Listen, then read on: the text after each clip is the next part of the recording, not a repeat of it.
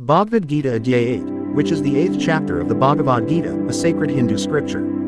This chapter is also known as Akshar Brahma Yog, or the Yoga of the Imperishable Brahman. In this chapter, Lord Krishna, the Supreme Personality of Godhead, answers some important questions posed by Arjuna, his friend and disciple, who is facing a moral dilemma on the battlefield of Kurukshetra. Krishna explains the nature of Brahman, the supreme reality, which is eternal and unchanging. He also describes the concept of Adhyatma, the individual soul, which is a part of Brahman and undergoes transmigration in the material world.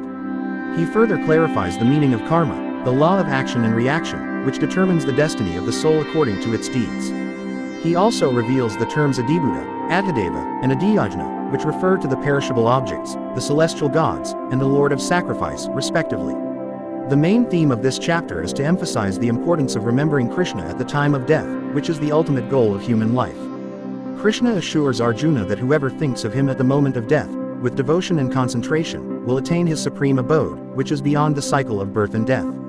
He also instructs Arjuna to practice constant meditation on him, by chanting his names, glories, and attributes, and surrendering his mind and intellect to him. He says that by doing so, Arjuna will overcome all obstacles and reach him without fail.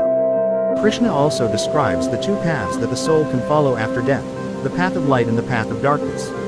The path of light leads to the higher planets, where the soul enjoys celestial pleasures and eventually attains liberation.